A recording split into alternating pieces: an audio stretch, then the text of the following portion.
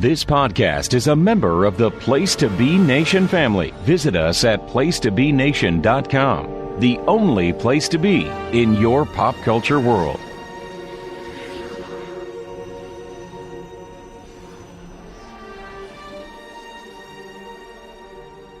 PlayStation Pop Experience. We're in the penultimate episode. We're almost at the end. I can't believe this ride is almost over, and it's been quite a ride. Welcome to Pop Goes to the Couch. This is our WandaVision reviews here. We're on episode 8, previously on, and I am Andy Atherton, one of your co-hosts. Very excited to talk about this one because after the last episode, we had some thoughts on what we were going to see in this episode, and a lot of it came true. Not exactly, I didn't know what we were going to actually learn, but I had an idea of what direction it could go in. But, my thoughts alone are not what makes this podcast. It is the other fine gentleman that co-hosts this with me. Unfortunately, though, Shawn Kidd could not be on this episode due to scheduling issues, but he will promise to give his thoughts on this episode at the top of our season finale. But who is here? The other two. Let's get him in. Scott Shifflett is here. Hey, Scott. Hey, Andy. The Hick checking in to make sure, because I'm the Hick, you're the host, and Shawn and Tim are the Marvel experts. Well, we all have our roles to play in life, right? Exactly. Awesome. Speaking of Tim is here. Tim Capel. How are you, man? The Ruth Gordon checking in. We're checking in on the babies. Make sure the babies are okay. Got the babies.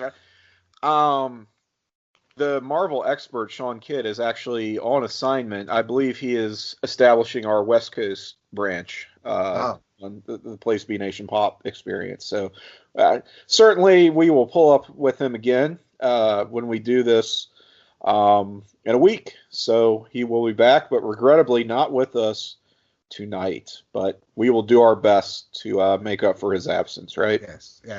His train is still chugging along, adding new passengers as every episode goes. And I'm sure there was some, I don't know, were there some additions this episode, do you think, guys? I don't know. I think Agatha got bumped to the head of the line. I think already on it. Yeah, I think depends on each week on whether you're in first class, you're in coach, you're in economy, or we'll see. I mean, I'm not sure all the rules of the train, but I'm sure he'll be more than happy to enlighten us.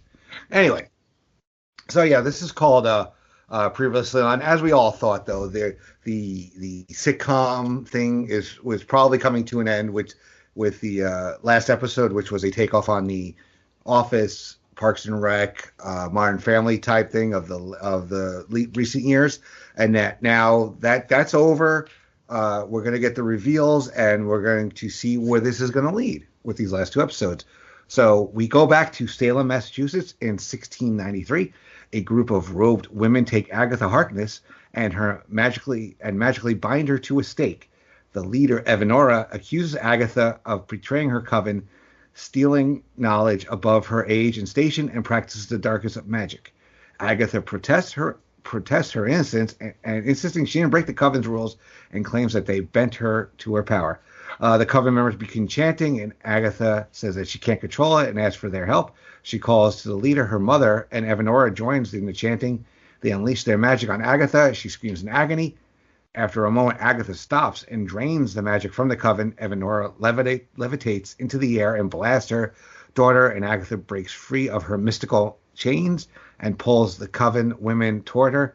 Agatha blasts back their corpses, draining them of their life force. She tells Evanora that she can be good, and her mother says that she can't and pins her to the stake with another blast of mystical energy. Agatha drains the life force from Evanora, and Evanora's body falls to the ground. Agatha walks to her mother's body and takes her cameo and then flies off. So, after the reveal of Agatha Harkness, being a witch and all that, I was hoping we were going to get Agatha backstory, which is exactly what we got right here.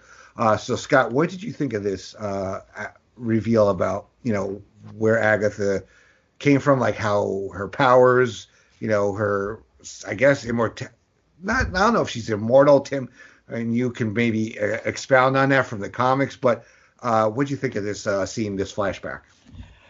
I enjoyed it. It shows that Agatha has been here quite a while. I'm always a big fan of it tying back to the Salem witch trials. I think that's a fascinating time in American history.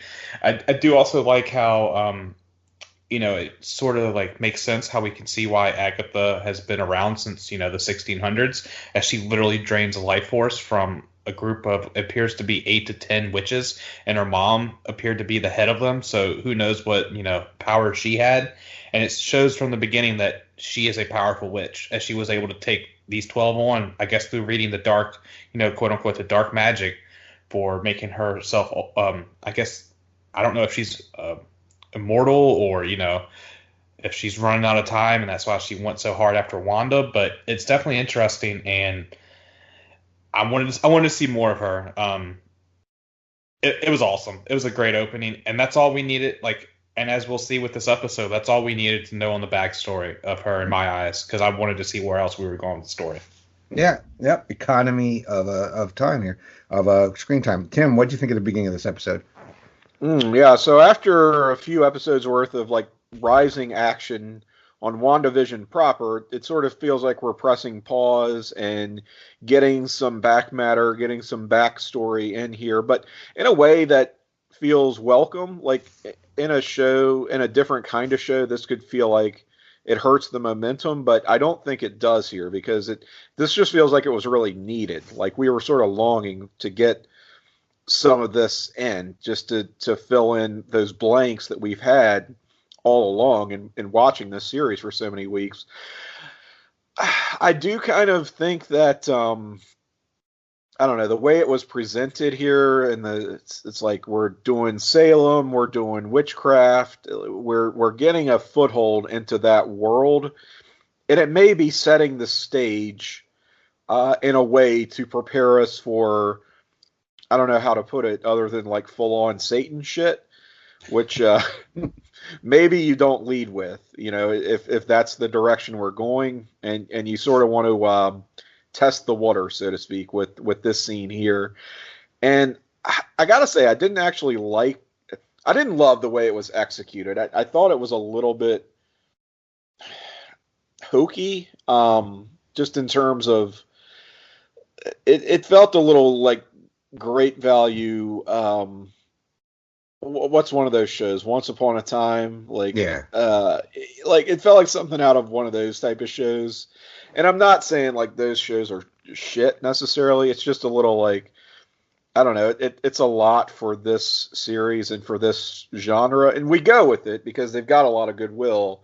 It just was sort of, I don't know, not the best we've seen from WandaVision. But we don't spend a lot of time with it. As Scott said, we're sort of just get that out of the way, establish that Agatha is very long-lived. She's from this coven of witches and took them all out.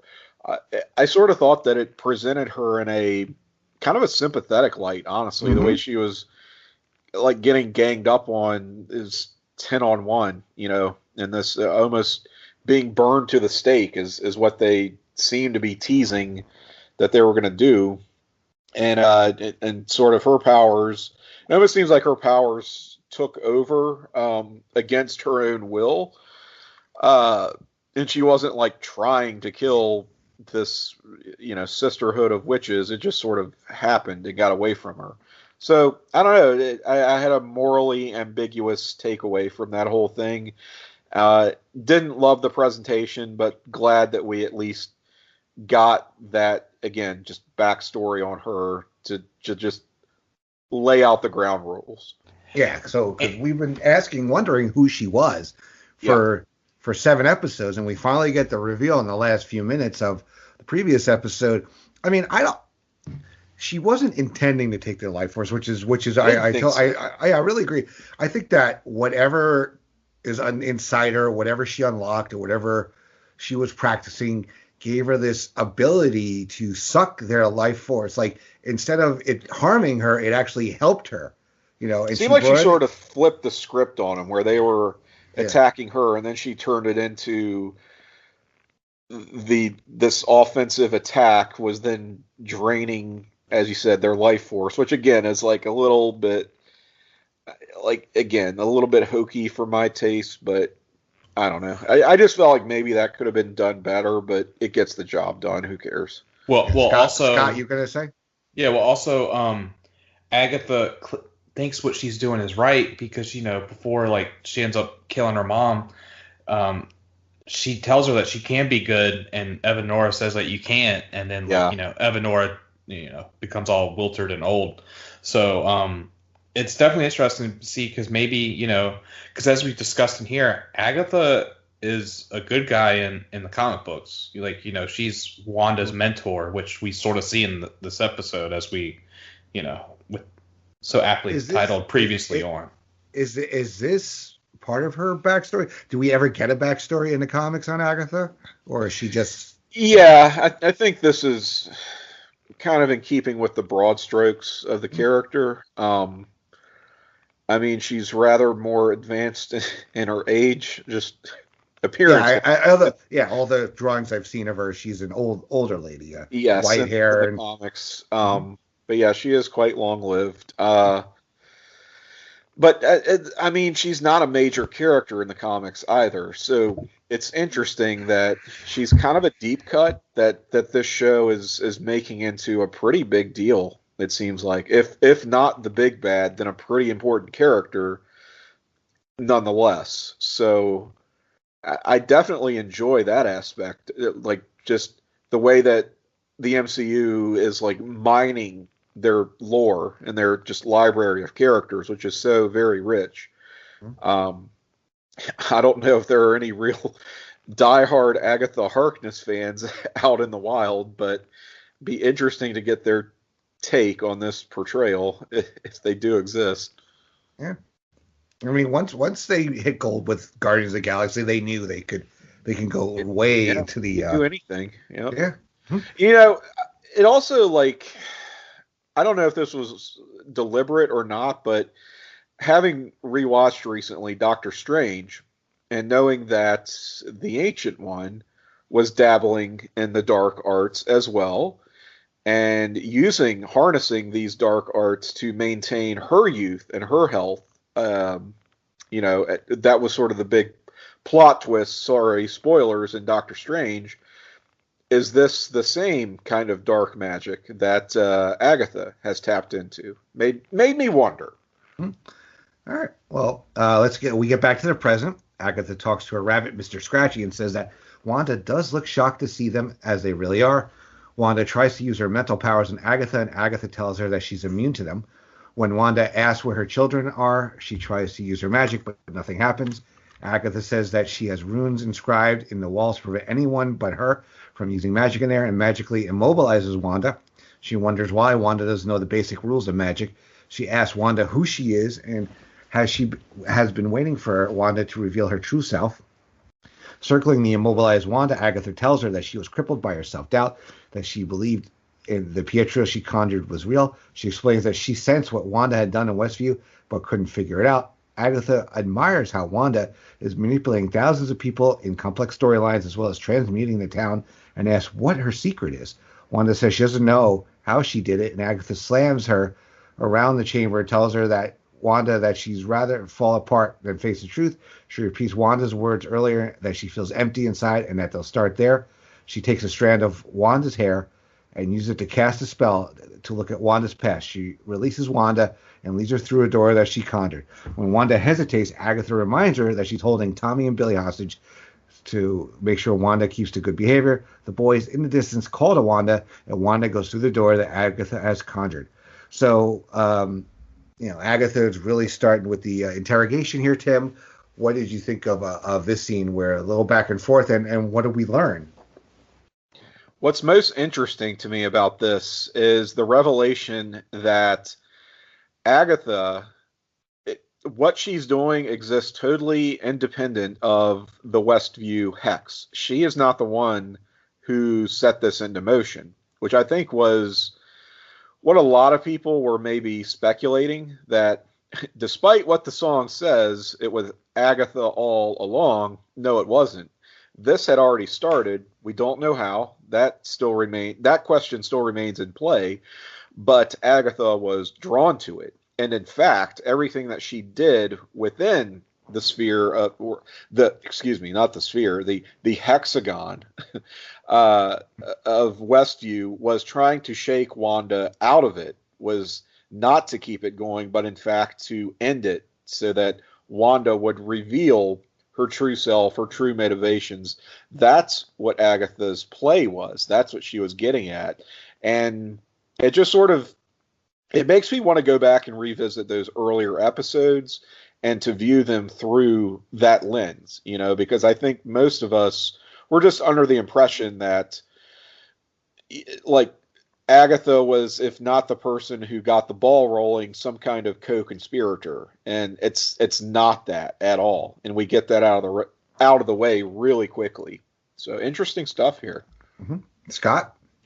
Yeah, I agree with Tim, because at the end of the last episode, it definitely felt like it was like Tim said, it was Agatha all along. She came here because she was drawn to the magic. She's trying to figure out how this was done. This is obviously like some high level, you know, master level magic that she is doing, and she's trying to figure it out. I mean, there were some creepy parts of her like conjuring, you know, like a bug, and it flew on Wanda's face, and then, like, you know, she turned the bug into a bird, and then she sent the bird to be eaten by the rabbit, and it was just terrifying. But it shows that, you know, we thought at the end of that last episode it was Agatha, but Wanda may still be in control, but Wanda doesn't know how she's doing all of this. So it's good, and I like the fake Pietro comment. Like, I know we had discussed it privately on our chats, but Tim was right. It was basically just Marvel just screwing with us. Just like, oh, you think you know what's going on? We're gonna, like, you know, for you hardcore nerds, that's not Pietro from another universe. This is just some random guy that we got. And as much as, like, it frustrates me, it's also like, like it tempers our expectations. Yeah. All right. What I still don't quite understand is, well, maybe I do. Like, if Agatha has these great powers, she can transmute matter. She can probably, like, manipulate thoughts and perceptions. Why does this fake Pietro not look like Wanda's Pietro? And I think I kind of answered my own question. Just when you go back and analyze her motivations, it was to shake Wanda out of it. It was not to perpetuate it. So by recasting Pietro, as she calls him, fake Pietro, which Darcy pointed out when he, you know, made his debut on WandaVision, that's all part of her scheme to, you know, to gradually draw Wanda out. And if he actually did look like her real brother as she remembered him, well, that would just really kind of keep things going. So you want to put some distance between her and her actual memory of MCU Pietro, right? So it sort of makes sense that he doesn't look like the Pietro that she remembered. He's just some other guy. Now, does that mean he was literally, he's not Fox X-Men Pietro? I think that's out the window now. Was he plucked out of the multiverse? I don't think so. I guess maybe that possibility is still in play. They don't rule it out, but it's certainly not the impression that I got. It just seems he is more of a random guy who was used as sort of her agent here. Mm-hmm. Why does he have powers, though? Is that within her ability to do?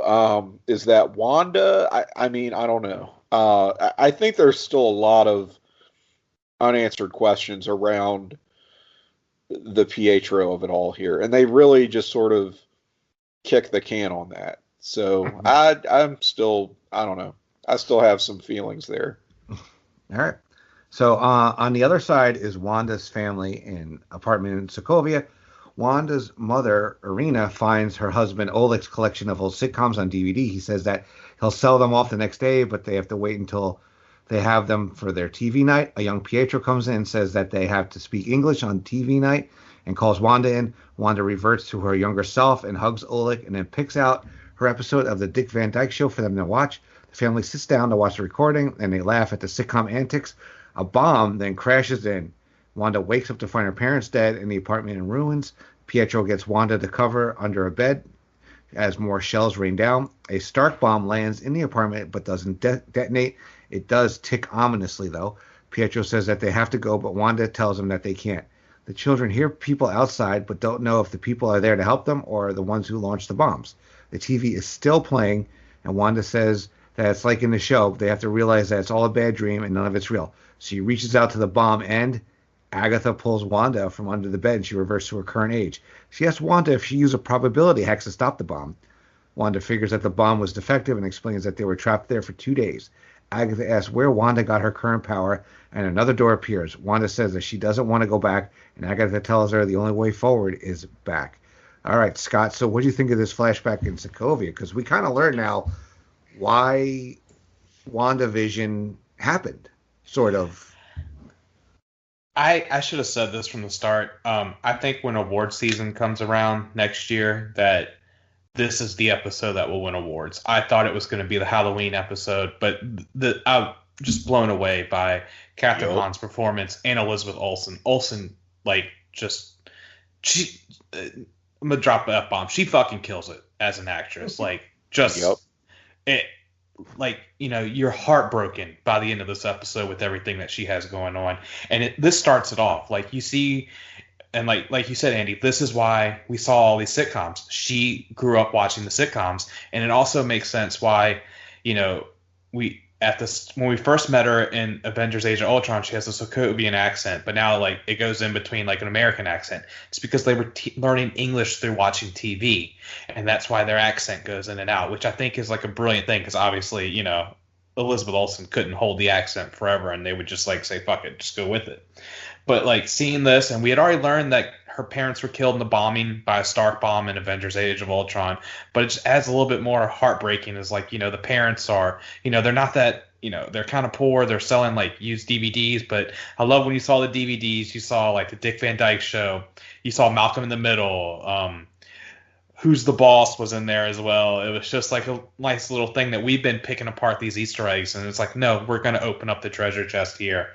And I just love Agatha getting frustrated with Wanda. It's where did you learn this magic from? Oh, it's not here. I'm going to take you to another heartbreaking scene. And it's just the start of a roller coaster ride. All right. Tim, what do you think of this flashback to Sokovia? This was great. This does so much to flesh out a character who kind of prior to this series had been drawn rather thin. I don't think that anyone would say Wanda was one of their favorite characters of the MCU, and this show has put in a ton of legwork to change that, but we're actually now seeing her sort of true origin story and including her upbringing that was really only hinted at in Avengers Age of Ultron, which I'm so tickled by, because it's such the forgotten movie of the MCU. And yet it almost feels like this nervous system that everything has, it feeds back to. It did so much setup work that you didn't know was happening at the time, but in retrospect, you go, oh, wow, there's so much connective tissue back to that one film. And I don't think that anybody had that in mind necessarily, not most of it. During the filming and the production of that movie, I don't think that particularly the Stark missile retcon that we get here, which is very heavily implied that Wanda prevented this thing from going off. What we were told in the movie was that they sat for days and it just didn't go off, and that's what Wanda's thinking is. But we get the implication and the suggestion from Agatha that Wanda did something, had some sort of power, some potential to directly prevent this from happening, which you go, oh, wow, that just sort of adds so much. And so often, retcons, especially in comics, feel like subtraction through addition, right? Where it sort of ruins what worked really well in the first place by changing it after the fact, and this really just adds so much. It works really well.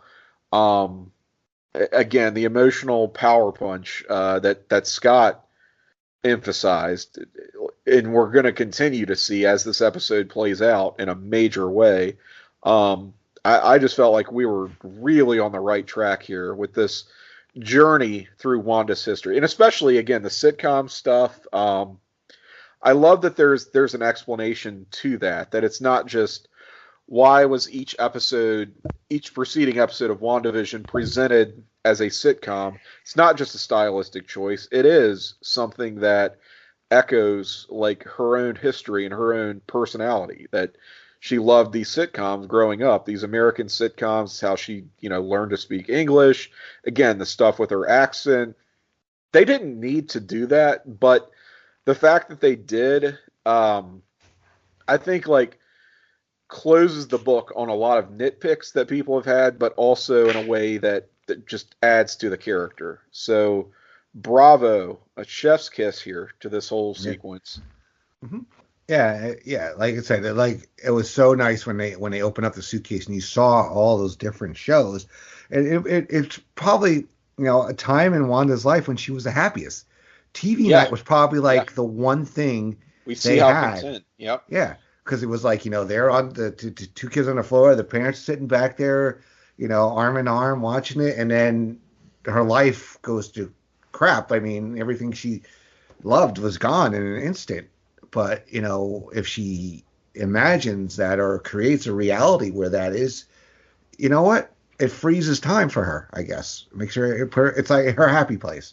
And it just makes her feel more dimensional as a character. Like, what do we really know about Wanda? Like, what did we know about Wanda not prior much. to the start of this series? Not much. Like, she had a tragic upbringing, and she developed powers because she was allied with Hydra as a resistance fighter or whatever, which it's okay, but what does that say about her as a person? Not much really. Now we see what her family life was. We know that she's somebody who really enjoyed sitcoms, which feels trivial, but just adds a lot of dimension to this character that wasn't there before. And again, explains why WandaVision, why the Hex played out in the way that it did.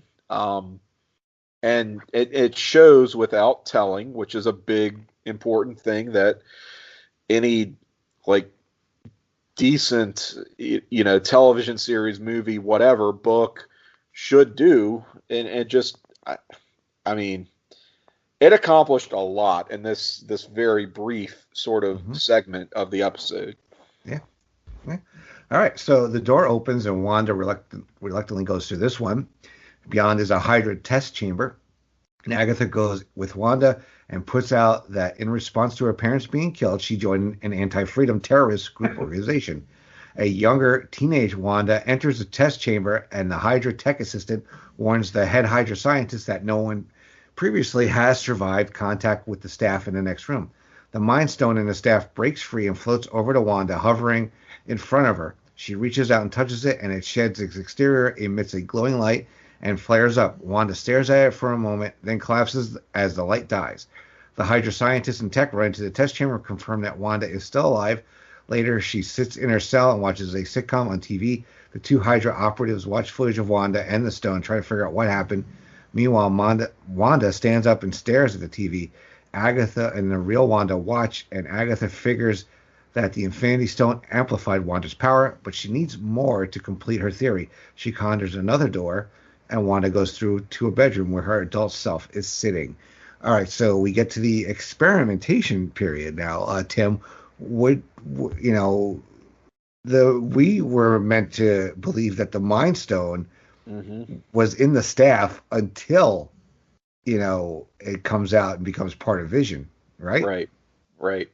And we were also under the impression that the Mind Stone gave her and Pietro their powers, where this is now reframing it as Wanda maybe had something going on already, And the Mind Stone just sort of tapped into that and amplified it per Agatha's theory, which is probably true.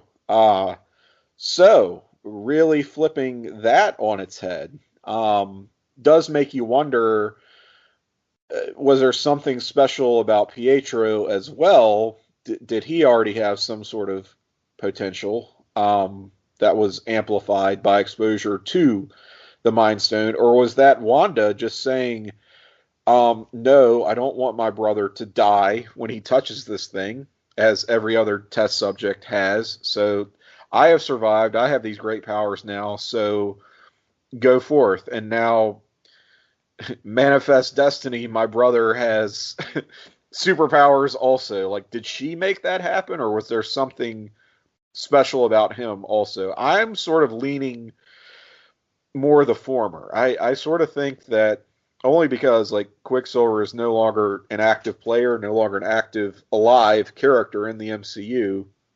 that him having powers was probably more her doing than anything involving him or like the Mind Stone. I don't know. That was sort of my own operating theory after watching all of this. All right. Scott, what did you think of this scene? Well, I thought it was great. With her powers being amplified, definitely I'm getting a little bit of a mutant vibe, Tim. I was dancing around that word, but yes. Yes. I definitely felt that, and I definitely felt when like the Mind Stone reaches out and talks to her, and we see a bright flame, and we see what appears to be Wanda in her usual uniform that we are used to in the comics. I was getting a little bit of a Phoenix Force vibe from it. I think it's because like it was like, the gold of it, but I was getting with like the heat and everything that we were getting a Phoenix Force a little vibe. Fiery, right? Yeah, so I got that, which Phoenix Force is like, usually see it with Jean Grey, but it has been taken in many storylines where it can be attached to anyone. And I don't know if that's the way they're going, but that's the vibe it gave off to me. Yeah. I don't think it's what they're gonna do, but the fact that both of us sort of independently thought of it makes me think it was deliberate that they were like making stabs in that direction. I definitely got a lot of like Phoenix Force overtones, like especially by the end of this journey that we're gonna see in the closing moments of the episode, but we'll get there. I don't think that's what they're gonna do, but it's like, boy, you're really wanting to lead people down that path, I feel like. And I will say, because the Phoenix storyline has been tried in 2 separate X-Men movies and failed spectacularly. Yeah. If they try it again with someone else, Feige hasn't let us down yet. So I kind of believe in Feige more than I do of Fox doing a shitty Phoenix storyline again. So yeah. Mm-hmm. All right. So the past Wanda is in her room at the Avengers compound watching a sitcom. She says that after Pietro died and she was all alone. Vision comes in. Past Wanda invites him to sit down with her and they watch the sitcom. Wanda explains that it's a sitcom and the actor isn't hurt, but because it's not that kind of a show. Vision said he wants to know what she's feeling if she wants to talk to him. Past Wanda says that the only thing that would bring her comfort is to see Pietro again. She talks about her grief and that keeps coming for her and figures it will drown her. Vision tells her that it won't because it can't all be sorrow. He explains that he's never felt lost because he's never had a loved one to lose. Vision then laughs at the sitcom and Wanda chuckles with him. Wanda goes to the now empty bed and Agatha wonders what happened when Vision died and he wasn't able to pull Wanda back from the darkness. Wanda says that she can't do it, but Agatha tells her that she's almost there and figures that Wanda wanted Vision back. All right, so we get a little peek because, this was the next time we saw them after, we had seen everything go to crap in the beginning of Civil War, and we see the Wanda and Viz, relationship start. So we get a little bit of a backstory here. So, Scott, what did you think of this part? Most heartbreaking part of the whole show. And that's saying something for something that's been so heavy since she walked through that front door and saw her parents get blasted. This is just heartbreaking. You see Wanda completely broken, and you know what's going to come with happen.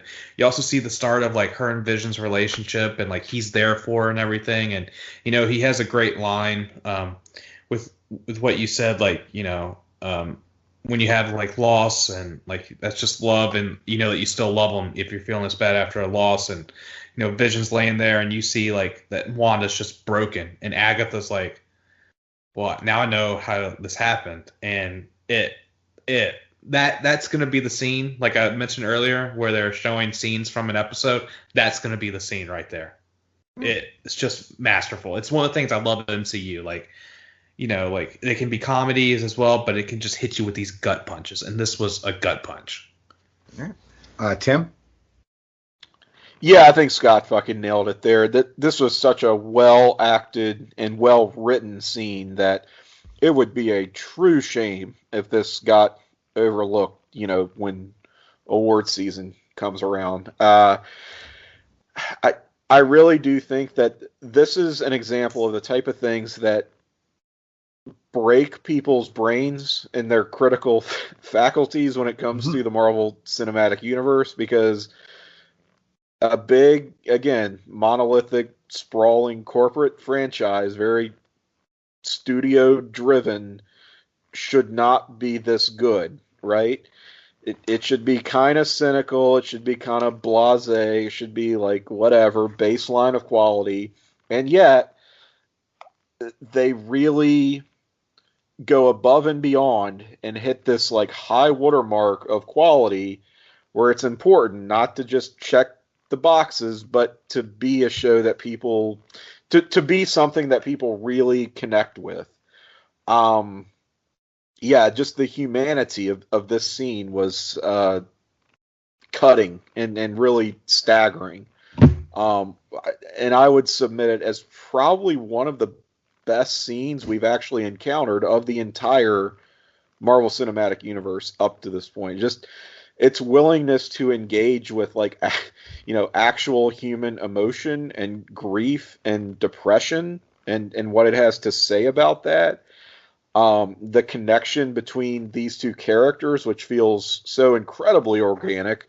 Of course, it makes sense. They'll be drawn together, both being outsiders, but the way that Vision reaches out to Wanda and is able to, console her, it really, again, fills in a lot of those gaps and lets you know why the relationship and why Vision was so important to Wanda, how it started. We get a lot of that here that we hadn't seen or understood in previous films. And it just goes back to how I think this whole show has been setting us up for a real heartbreaker of a finale, because boy, are they lining those dominoes up. Yeah. All right, so back to it. Another door materializes, leading to the Sword HQ headquarters lobby. The two women go through, and the past Wanda demands to see Vision, and she and he both deserve a funeral for him. Hayward calls her to his office and tells Wanda that he wants to show her something. He takes her out to a balcony overlooking a lab where scientists are taking apart Vision's body. Hayward then tells her that they're dismantling the most dangerous sentient weapon ever made. They're not going to let her leave with $3 billion worth of vibranium. The best Hayward can do is let Wanda say goodbye to Vision, and she can't have him because he isn't hers. Wanda blasts her way in, and the troopers arrive, aiming their guns at her head. Hayward orders them to fall back. Once they do, Wanda goes over to the parts of Vision's body. She touches Vision's head, but can't sense his mind, and turns and leaves. So Tim, we only saw like some, security cam footage that kind of led us in one direction, but it turns out she didn't break into Sword HQ after all. And this is a lot of fishy stuff's going on here, in my opinion. What do you think? A lot of fishy stuff, yeah. So not only does Wanda not break in, she's allowed to enter. She does not steal Wanda's does not steal Vision's body, as Hayward claimed. So he's a big fat liar, right? This cast a lot of doubt and suspicion and confusion over Tyler Hayward's motives in my mind that did not get cleared up until the absolute end of the episode when it all made perfect sense. So we're not there yet, but this will all converge and come together because I just did not understand whatsoever what his motivations during this scene in particular were. So I just came out of this rather befuddled and confused, but they got me back by the end. I have been critical of Hayward's portrayal, just the way that they've sort of villainized him. That's more of a personal like judgment issue that I have with the show more so than like something I feel like they've done wrong. I just kind of don't agree with it, but it's not like a condemnation of the show or anything. It just it's a personal, like, I wish they had done something different with his character, but what they actually do instead really does make a lot of sense once we understand kind of what the play was all along. Mm-hmm. Yeah. Sean's not here, but I would add this Wanda to the train because, Wanda coming into Sword HQ just to, she wants to have a funeral for Viz. I like this Wanda. So that's just my personal input. Sean can take it under advisement. Scott, what do you think of this we got the truth now about what happened. It really went down at Sword HQ with Wanda. We knew Hayward was a piece of shit.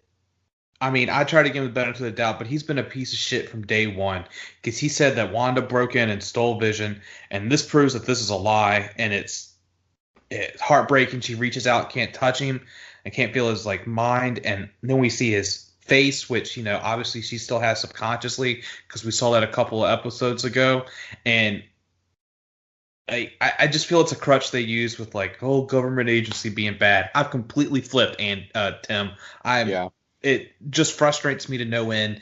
It shows that he's a piece of shit. I hope he gets his comeuppance, but we still have Thunderbolt Ross rolling around as a fucking thorn in the side, so it's obviously not. I mean, I know this is constant in comics where it's like the government agency is bad, which we're obviously been seeing forever in the real world, but it's just come up with something else. You have how you said, Tim, how it's so many things at your disposal. You pulled Agatha Harkness as quote unquote the big bad. Pull something out. You have 80, 90, 100 years at your disposal. I mean, right. It's not going to be someone good from the first Claremont comic that's complete shit, but it could be someone else. Yeah, I mean, it's one of those just tropes I wish they would back off from. But I do think in a vacuum, maybe this will serve the show well. And it's only grating to us because we feel like we've already seen it and been down this road a couple times already. Well, yeah, we can't trust S.H.I.E.L.D. I'm pretty sure. Yeah, we can't trust S.H.I.E.L.D., so now we can't trust Sword. We can't trust the American government because of Thunderbolt Ross as Secretary of Defense. We did the whole World's Council thing, which was that the same thing as S.H.I.E.L.D.? Didn't seem like it, but who knows? Just the whole distrust for authority thing. Sure, a lot of real world resonance there, but does get old a few times out, right? I already worry about that shit not enough as it is. I don't need to worry about it when I'm watching an hour of TV a night.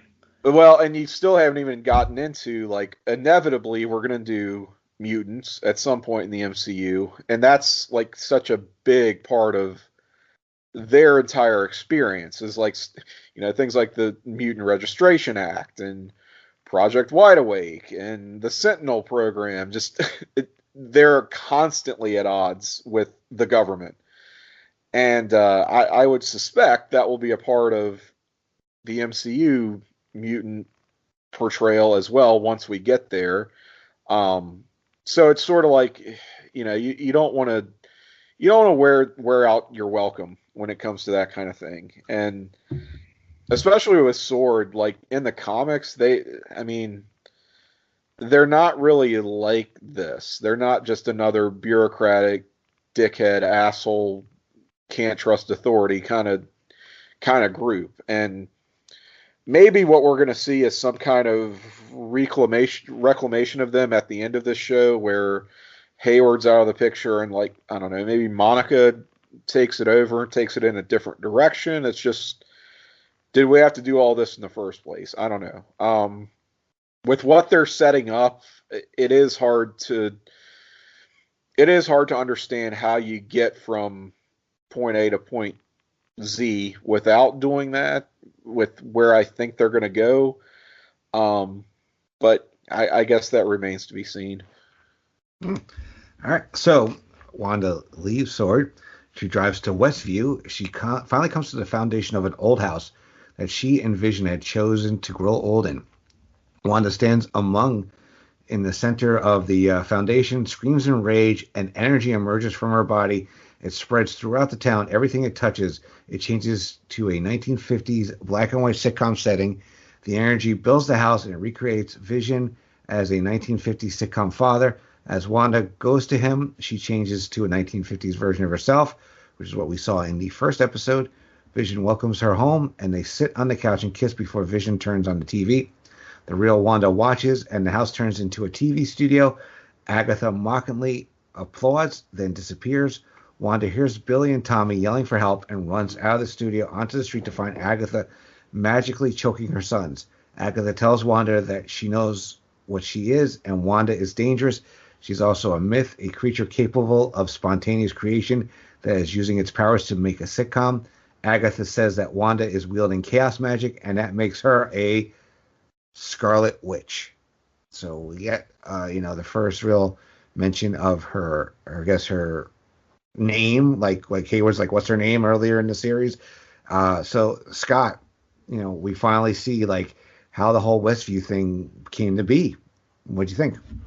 I like it was pretty cool seeing Wanda drive through Westview, and like, you see all these people like doing normal things, and like, the guy that's been doing the mailman, he like obviously was like moving beer or something. So I just thought that was a nice little touch that they added. And then you get to this plot of land, you're like, what the hell, where's this house? And you find out that Vision had bought a house and wrote like, this is where we can get old together. And just the cherry on the top of this depression ass dessert that we've been watching for the past 40 minutes. And she, you see, she just finally breaks. She loses her touch of reality. And, we find out that we already knew that Wanda, didn't steal Vision, but it's still like, where did Vision come from? And Vision literally came from her. Mm-hmm. And she gets the sitcom show life that she wanted, which she said at the beginning of the episode, when something bad happens, you just close your eyes and go to sleep, and you wake up and everything's fine. That's what she just did. Mm-hmm. Yeah, I mean, Westview is kind of a rundown town, so to speak. And we see her. Mm-hmm. We see, oh god, what's her name? The boss is Mrs. Hart.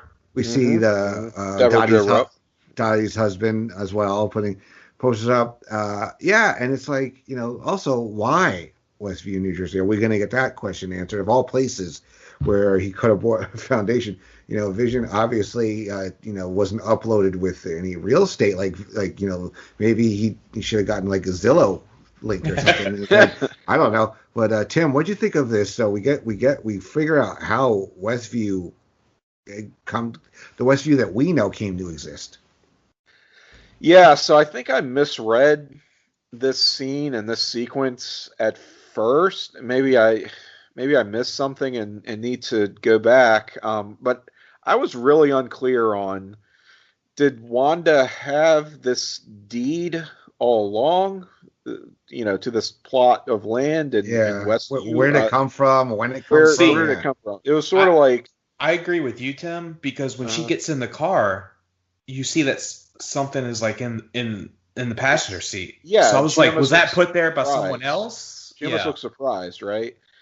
But I mean, it sounds like people are almost taking it as read that this was something that she and Vision had planned, or that Vision had arranged independently, and this was like she's just sort of exploring the possibility of what could have been here. But I don't know. I still feel like there's room for this was something that just appeared after what she did at the Sword headquarters. Like, did she make this, mysterious deed appear? Like, did someone place it there? Was it just, again, is it me misreading the scene? I'm not real sure, and I need to really go back and scrutinize this. I feel like, because I don't know. Anyway, we also learn that this was I thought a big bombshell was that Westview Vision. I mean, we already knew she did not, make off with his body. She did not steal his remains and reconstitute them, but she actually like manifested this vision out of her own body. Like, we see him spilling out of her in a really cool visual. Funny enough, after this episode on Twitter, I saw a tweet from Kurt Busiek, great superhero Avengers writer, who said something along the lines of, "I was surprised not to see, or disappointed not to see, a credit at the end of the episode for myself and George Perez, his artist, during the Avengers run that they had on the series in the late 90s." And I was like, why would Busiek and Perez, I mean, I know they had a great, that was a tremendous, like, classic, like 30, 40 issue stretch of Avengers they did, but why does he think, and I didn't even connect the dots until I remembered she did the same thing with Wonder Man in the comics. Like, he was a character who had died, and like he became like an energy being, and she absorbed him into her body and was able to like release him during times of distress. Like, that was the opening salvo of the Busiek and Perez Avengers run, was like, that's how they brought this character back from the dead. And I'm like, oh, that's how she's also brought Vision back from the dead. They're doing the same thing in this show with just a different character. I'm like, I can't believe I didn't connect those dots, before seeing that tweet. I'm like, yeah, that's exactly what they've done here. Is it like the real Vision? Like, can he exist outside this world? I don't know. Maybe not, but she did like create him, and he seems to have some kind of autonomy and independence. And I'm like, yeah, that seems very inspired from the comics. And it was just like I said, I just happened upon that tweet, and it was like, I guess I'm really glad I read that Avengers run, even though I still needed, being the dummy that I am now with so much brain damage, I needed the creator to draw my attention to it. But I just wonder if anyone else had that same takeaway who read the series. Again, it's a classic Avengers run. If you like Avengers comics, if you're interested in Marvel comics, you want to read some great Avengers, check out that Busiek Perez run from the late 90s. Tremendous stuff there. All right, you all have homework this week.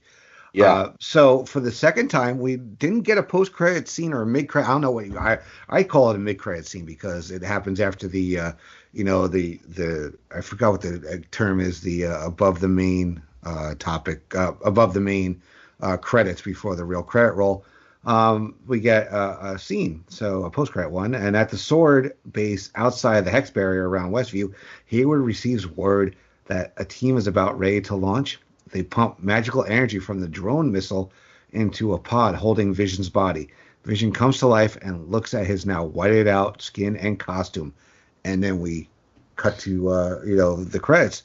So now we could give our thoughts on what's going on with Hayward, because I mean, I don't think Sword is an evil organization. I don't think this is what happened with Shield. I think Hayward is in business for himself, so to speak. I think he's gone rogue, or he's trying to do something. We don't exactly know what he's trying to do.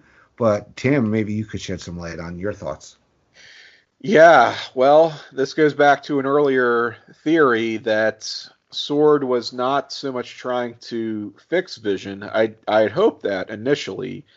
It seemed doubtful in light of previous episodes and revelations, but they weren't going to fix Vision, but they sure wanted to weaponize him, and that's what they were trying to do to get him back online. And I guess I was when it all came together was the line from Hayward when he says, all he really needed was a push from the source meaning the Mind Stone, right?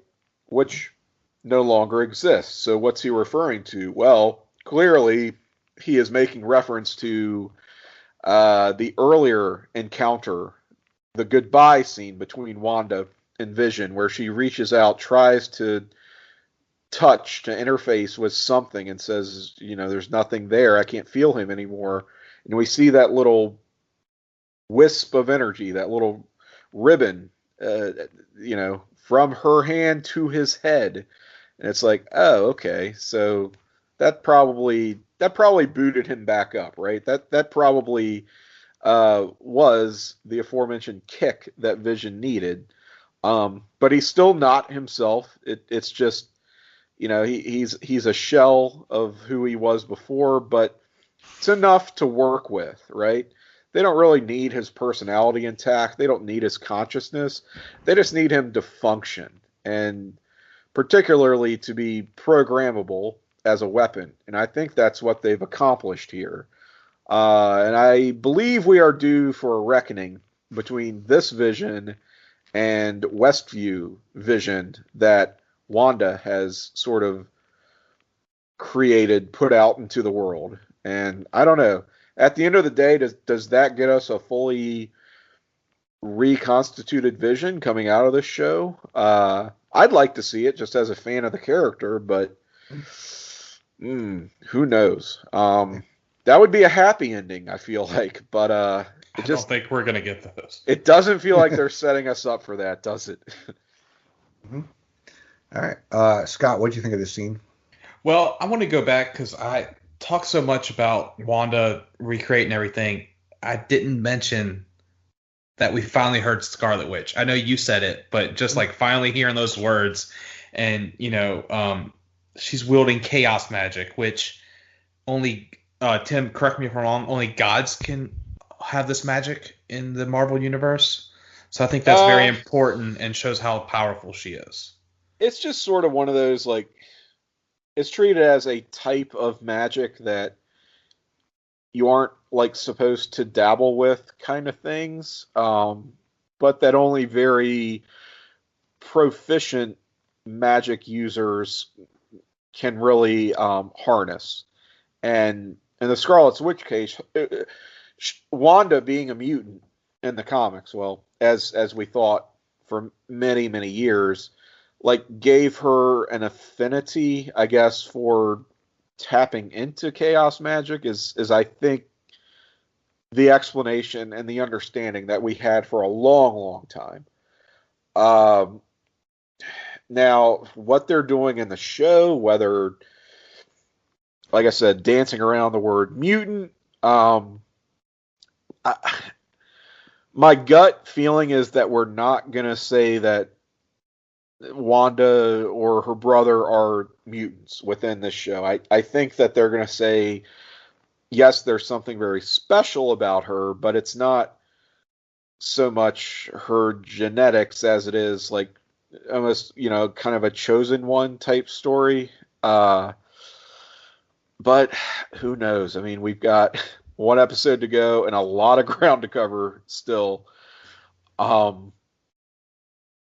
But yeah, just the fact that they say Scarlet Witch, they're talking about chaos magic. It's one of those it's a Family Guy moment of they said the name of the movie and the movie, like like we've actually heard this code name that she's never used within the MCU that maybe she will adopt going forward. There seems to be some significance to it for Agatha to actually say it out loud.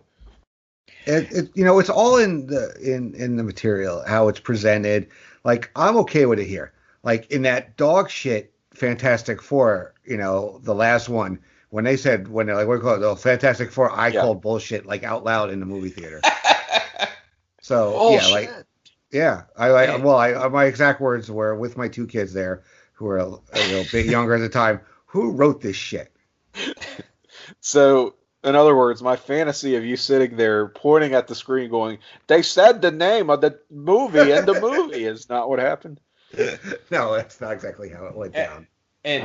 Well, Andy, to answer your question, I definitely, like Tim was saying, I definitely feel we're going to have a Vision versus Vision battle.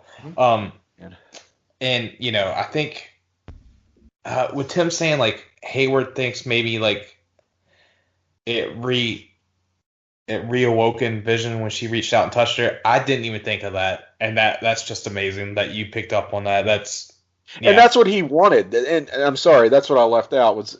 That's what he wanted. That's why he allowed Wanda to say her goodbye, and actually kind of antagonized her in the process. Like, he was a dick for no reason. He was being super shitty with her, and I think it was to get her into an emotional, like, tailspin, really, so that she would try to do something like that. I feel like he even hinted around, like, do you want to try to bring him back? Like, he was almost presenting that as an option to her, it seemed like. And I just think that's totally what his plan was all along. And this, by the way, explains why Sword made no move to try to help Westview Vision as he was making his way out of the Hex. They just wanted him to die on the vine because they got what they wanted. They had it already. So it just really, that mid-credit scene, as quick and as brief as it was, for me, answered a lot of questions. I mean, I guess they could still swerve us, but it makes total sense in my mind, just the motivations of Hayward, at least, and of what we're dealing with Vision now. So we're talking about Agatha, though.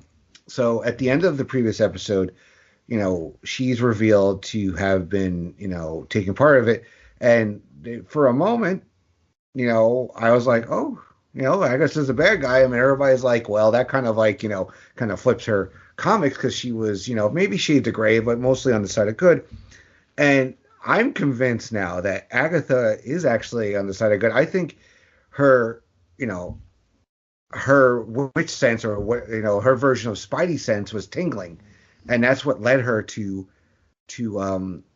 Westview, and was fully aware Wanda's powerful, and she better not fall into the wrong hands, so to speak. And I think that's what Agatha's motivation is right now. I think that, I don't know where we're going to end up after the next episode. You guys have more of an inkling than I would.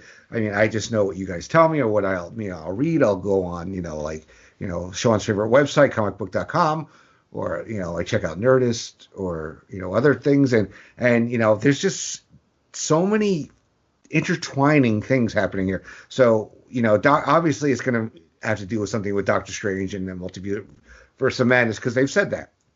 Well, then we have the Immortals. We have Shang Tsung, whatever it's called, and the Seven Rings, or whatever the hell. Maybe some Spider-Man in there. Seven triangles. Wow. The 10 rings. 10 rings. Yes, I was in the ballpark. It's late, and we've been recording all night. I love 7. I need the 7 triangles to be something now. Yes, that's amazing. So, Scott, what do you think? Besides the Vision, showdown, because obviously now, looking at the color of the Vision that Hayward has, that's obviously the cataract, because it looks like a cataract, like a clouded vision. So, that's good. Yeah. Well, I may say something stupid, but then maybe I'll redeem myself. But that's what the host does. So what do you think we're going to see in this last episode that we know of and that we may happen? All right, so I've been wrong this whole damn show. If you want to go back and listen, like literally, I was like, Agnes is just a civilian. Hayward's not bad. I've been wrong the whole damn time, so I'm probably going to be wrong again. I think we get a Doctor Strange appearance. I think he's going to be, I hate this because it's going to be used from now on, but quote unquote the Luke Skywalker cameo at the end. I don't know what he's going to do. I think both Visions die. I think Vision is dead like Pietro on that street in Sokovia. Full of holes. Yeah. Maybe Wanda goes under like a combination of Agnes and Doctor Strange like training, or she just fully becomes a bad guy. I mean, I know that's vague as shit, but I honestly I don't know, and I'm looking forward to Friday. And it's gonna kill me because I know some members of our podcasting team are gonna wake up at 4 or 5 o'clock in the morning and watch it, and then message me and be like, "You need to watch it," but I gotta wait till the end of the day. It's gonna be brutal. I'm not gonna lie. It's a total first world problem, but yeah. Well, we'll have our crosses to bear. Tim, what do you think we're gonna see? It is going to be brutal. The wait is going to be brutal. I think this finale is going to be brutal. Got a lot of ground to cover, like I said, in this finale, and I almost feel like too much. Like we need to get back to Monica, check in on her. What's the deal with Pietro here again? Wanda and her children. What is their fate? Certainly, what's the fate of our twin visions now, Westview Vision and Cataract Vision, which I enjoy so much that you called out, Andy. By the way, this white spectral vision is also very comics accurate. This is roughly what he looked like after the comics arc when he was disassembled by the government in much the same fashion as we saw in WandaVision, and then put back together. He did have this very washed out, ghostly appearance for a couple of years. So that was something I was kind of hoping they would do at some point in the MCU, just as kind of a nod to that depiction of the character. So, they are fulfilling my fanboy fantasies. Again, I would like to see the character get back into play just because I really do like Vision as a character. I'm just a fan. I love him in the comics, and I love what they've done with him in the MCU, but I just also kind of don't see a way forward for him. I'm sure Paul Bettany does not love getting in and out of that makeup over and over again.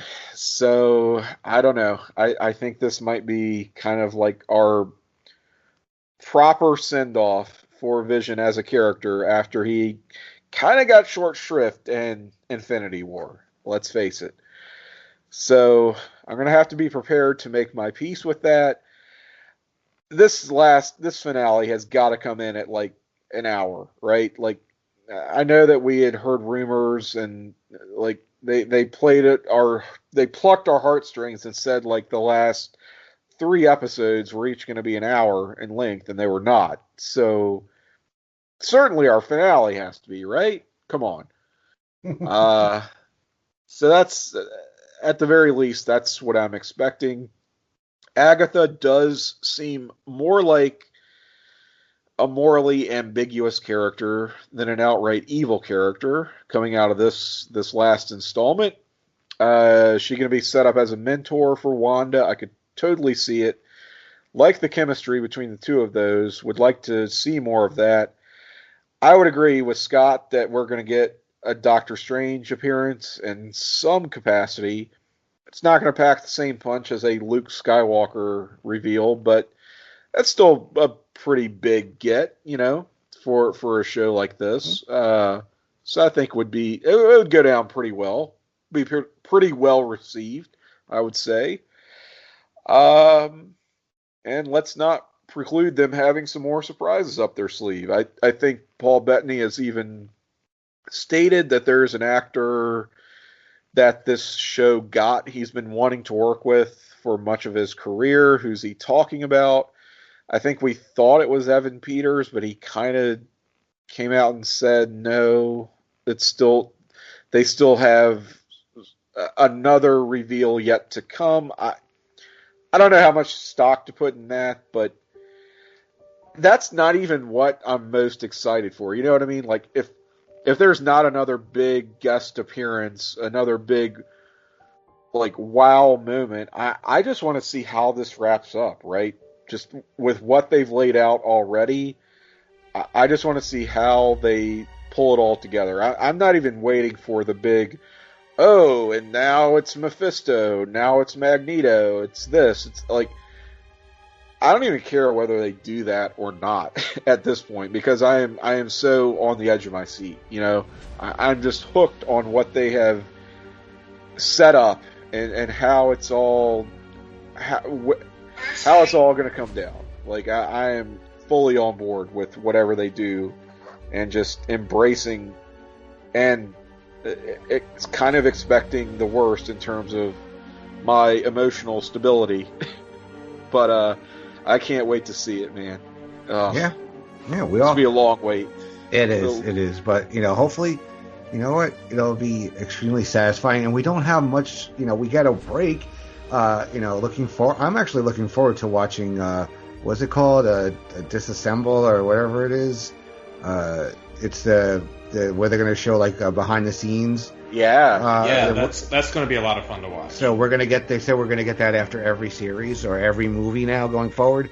So, we're going to get a week off from I guess, quote unquote original content, but we're going to get, I guess the DVD bonus features, so to speak, to keep our interest. Yes. To tide us over until Winter Soldier, Falcon and Winter Soldier. Falcon Winter Soldier. Yeah, so that's going to wrap up this episode. Shawn will be back for sure. He's not missing the season finale. And we may have our own Luke Skywalker moment with a special guest. Since this is the season finale, we're going to bring out the big guns. It's going to be Magneto.